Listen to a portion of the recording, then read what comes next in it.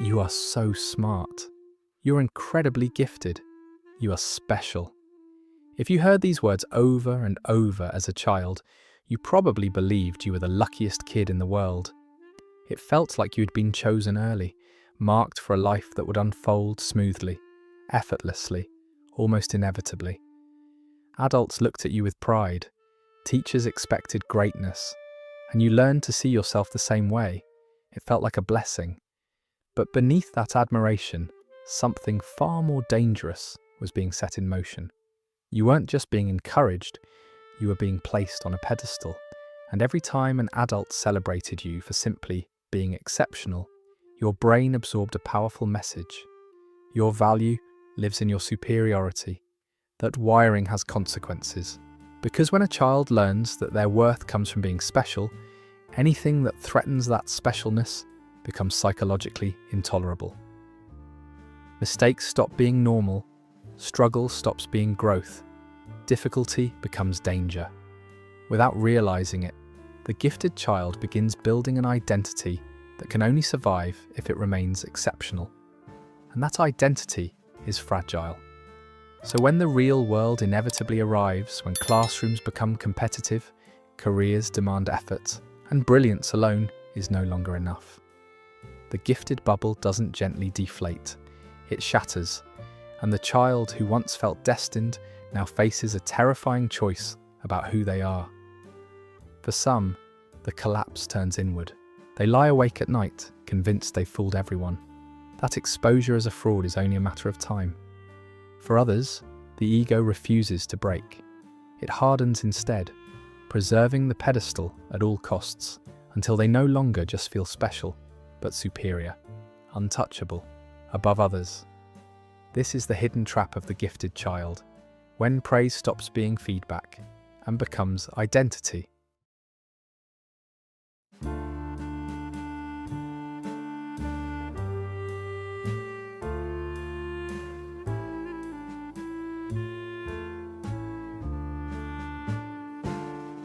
As a child, you don't analyze praise, you feel it.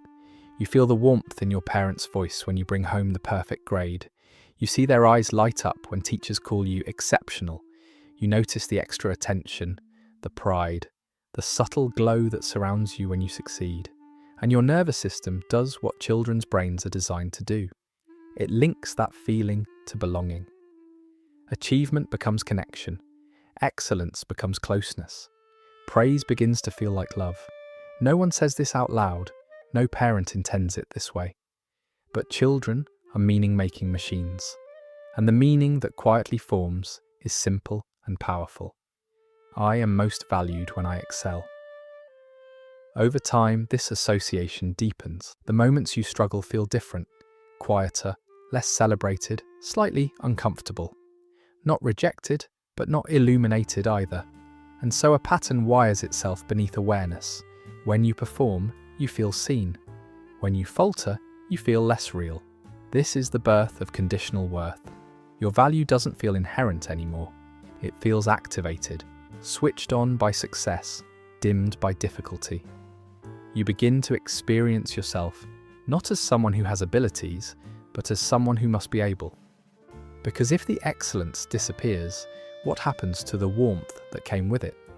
And this is why overpraised children often grow into adults who chase validation with such intensity. They are not seeking ego strokes. They are seeking the emotional echo of early belonging, the feeling that they are most lovable when they shine. When praise feels like love, losing specialness doesn't just threaten identity, it threatens connection. Being placed on a pedestal looks like privilege from the outside, admiration, expectations of greatness, the label of special. But from the inside, a pedestal is a very narrow place to stand. Because once you're seen as exceptional, you're no longer free to be ordinary. Every success reinforces the height. Every praise lifts you higher. And slowly, without anyone intending harm, the space beneath you disappears. There is less room to experiment, less safety to fail, less permission to be unfinished. You are not just a child anymore. You are the gifted one. And that identity changes how others relate to you. Teachers expect more. Parents highlight your achievements. Peers compare themselves to you. Even admiration creates distance, because admiration is not the same as closeness. It positions you above, not alongside, so you learn to perform your place on the pedestal. You maintain competence, you hide confusion. You avoid situations where you might look average, not because you're arrogant, but because stepping down feels dangerous. If you're no longer exceptional, what replaces you? This is the paradox. The more you're treated as special, the less room there is to be fully human. Because humans are inconsistent, learning, limited, ordinary in many ways. But the pedestal has no space for that complexity. It requires continuity of brilliance. And so that the gifted child grows up slightly apart, admired, expected, but not entirely safe to be seen in struggle. A pedestal doesn't just elevate, it isolates. For most of childhood, the gifted identity holds. School is structured, feedback is frequent, and if you're naturally quick, you often remain near the top without needing to question who you are. The pedestal still feels stable, but eventually, everyone leaves the small pond. The transition can be subtle at first, a harder class, a more competitive program, a room full of people who are all the smart one somewhere else. Suddenly, effort matters more than ease. Persistence matters more than talent. And for the first time, excellence is no longer automatic. This is where the fault line appears. The gifted child was never just good at things. They were the one who was good. So when performance stops confirming that identity, the impact isn't ordinary disappointment, it's disorientation, confusion, a quiet panic that something fundamental has shifted. You study and still struggle. You try and are not the best. You fail, publicly or privately, in ways you never did before, and the mind scrambles to interpret it. If worth was built on exceptional ability, what does it mean when you're no longer exceptional? If you are average in this room, who are you now? There was never space on the pedestal for this version of you. The one who needs time, makes mistakes, or simply blends in. This is the collapse point of the gifted identity, the moment reality no longer mirrors the self you were taught to be. For some, this fracture turns inward into self-doubt. For others, it hardens into defensiveness. But the origin is the same, a self built on being exceptional, encountering a world where exceptional is no longer guaranteed. For many former gifted kids, the collapse of exceptional identity doesn't create anger, it creates fear, quiet, persistent, and deeply personal. Because if your worth was built on being the smart one, then every struggle now carries a hidden implication. Maybe you never were. This is the birth of the anxious perfectionist. On the surface, you still look competent, capable, even high-achieving. But internally, a different narrative runs. I'm behind. I'm slipping. I'm about to be found out. Psychologists call this imposter syndrome, but for the overpraised child, it has a specific flavour, the fear of exposure. Not just that you might fail, but that failure will reveal something shameful, that the gifted identity was a mistake. And so you adapt the only way that feels safe. You try to eliminate all possible evidence. You over-prepare. You overwork. You polish endlessly. Perfectionism becomes protection. If everything you produce is flawless, no one can question you. No one can see uncertainty, limitation, or confusion. Because beneath the striving is not ambition, it's shame avoidance, a desperate effort to prevent the moment someone realizes you're not exceptional after all. But perfectionism has a cost.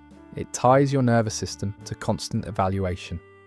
You need praise to stabilize, approval to regulate, achievement to feel temporarily real. And when standards feel unreachable, paralysis appears. You procrastinate, delay, or avoid starting entirely because unfinished potential feels safer than visible imperfection. So life becomes constrained, endless effort, chronic self-doubt, and the exhausting task of maintaining an image you're no longer sure is true. The anxious perfectionist is not chasing greatness. They are running from exposure. Not every gifted identity collapses inward.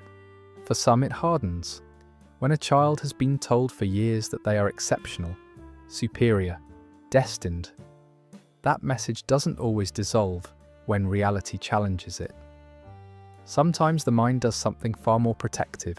It preserves the pedestal by reshaping reality around it.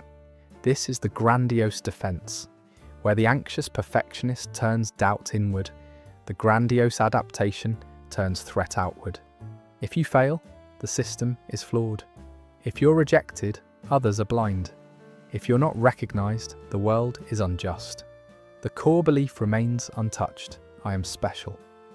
Any contradiction must therefore come from outside. From the outside, this can look like arrogance or entitlement, a sense of deserving more, expecting admiration, dismissing criticism. But psychologically, grandiosity is not simply inflated ego. It is a stabilizing structure, a way to protect a self that was built entirely on superiority from ever confronting ordinariness.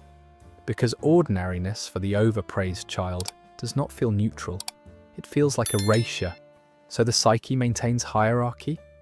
Others are less capable, less insightful, less worthy. Comparison becomes constant. Recognition becomes necessary. Relationships shift subtly, not toward mutuality, but toward validation supply. People are valued for how they reflect status back, and over time, empathy can erode. Not because the person lacks humanity, but because seeing others as fully equal would collapse the very ladder holding the self in place. Grandiosity is not the opposite of fragility. It is fragility armored in superiority. On the surface, the anxious perfectionist and the grandiose narcissistic style look like opposites. One doubts themselves constantly, the other seems unshakably certain. One fears being exposed as inadequate, the other insists on being superior. But psychologically, they are built on the same foundation, fragile worth. Both identities formed around the same early equation. I am valuable because I am exceptional. The difference lies only in how the adult psyche responds when that exceptionalism is threatened. The anxious path internalizes the threat. If I'm struggling, I must be less than I was. The grandiose path externalizes it. If I'm not recognized, others must be lesser. Different defenses, same instability. Because in both cases, worth is not experienced as inherent. It is conditional, comparative, and constantly evaluated. The anxious individual monitors downward, scanning for signs of inadequacy.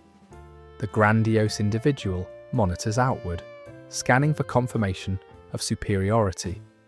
But both remain dependent on performance, recognition, and distinction to feel secure. And beneath both adaptations lives the same unspoken fear: ordinariness. Not ordinariness as reality, but ordinariness as disappearance. As if being average means being unseen, unloved, or psychologically null. This is the shared core of the overpraised child, a self that was never allowed to simply be, only to excel. So whether the adult leans anxious or grandiose, the engine underneath is the same. A worth that must be maintained, proven, and protected, because it never felt safely unconditional. What feels like a purely emotional story, praise, pride, identity, is also deeply neurological. Because the way adults responded to your early ability didn't just shape beliefs, it shaped learning patterns in the brain. Psychologist Carol Dweck's research made this visible. In her studies, children praised for intelligence, "You're so smart," became more likely to avoid challenge, hide mistakes, and choose easier tasks. Not because they lacked motivation, but because their identity had been tied to appearing capable. Difficulty now threatened who they were. This is the fixed mindset, the perception that ability is inherent and must be demonstrated. But in overpraised children, the effect goes further than mindset. It wires self-worth contingency. The brain learns that value is activated by success and destabilized by struggle. So challenge triggers more than effort. It triggers identity risk. Neuroscientifically, this recruits threat processing systems, error sensitivity, evaluation anxiety, self-monitoring. Failure stops being neutral feedback and becomes emotionally loaded data about the self. The child's brain begins optimizing, not for growth, but for preservation of the smart identity. By contrast, effort-based praise, you worked hard, you tried a new strategy, supports a growth orientation, ability becomes fluid, expandable, safe to develop. But when praise centers traits, the developing brain encodes ability as fixed and socially consequential. Over time, this wiring persists. The adult still experiences evaluation, difficulty, and comparison through the same early circuitry. Worth on, worth off, depending on performance. Praise didn't just encourage you, it calibrated how your brain learned to measure your value. The gifted identity doesn't disappear in adulthood. It reorganizes itself around work, ambition, and connection. In careers, former overpraised children often move in two rhythms. Some overcommit, chasing achievement, recognition, and advancement with a relentless intensity. Success briefly stabilizes worth, but the relief never lasts. Standards rise, pressure returns, and burnout follows. Others move in the opposite direction. Hesitation, delay, endless preparation. They switch paths, postpone decisions, or stay below their potential, not from lack of ability, but from fear of visible failure. In both cases, work becomes evaluation territory, a place where identity is continually tested. Relationships often mirror the same pattern. Approval feels regulating. Criticism feels destabilizing. Partners may be unconsciously chosen for admiration, reassurance, or status reflection. The anxious style overfunctions, giving, pleasing, proving value through usefulness. The grandiose style seeks affirmation, needing to feel exceptional within the bond. Mutuality becomes difficult when worth depends on position. And across both paths, a familiar cycle emerges. Intense effort to temporary validation, to exhaustion, to doubt, to renewed striving. Burnout is not simply overwork. It is identity maintenance fatigue, the cost of sustaining worth through performance. So adulthood becomes an echo of the pedestal years, striving to remain exceptional or avoiding arenas where exceptionalism might fail. The gifted child grows up, but the measurement of worth often stays the same.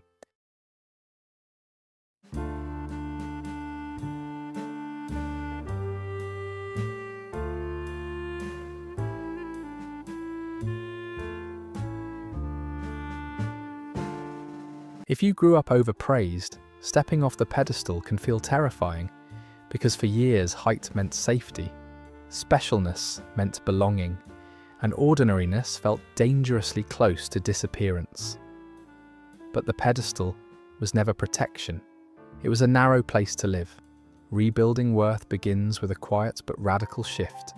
You are not your abilities, not your intelligence, not your performance.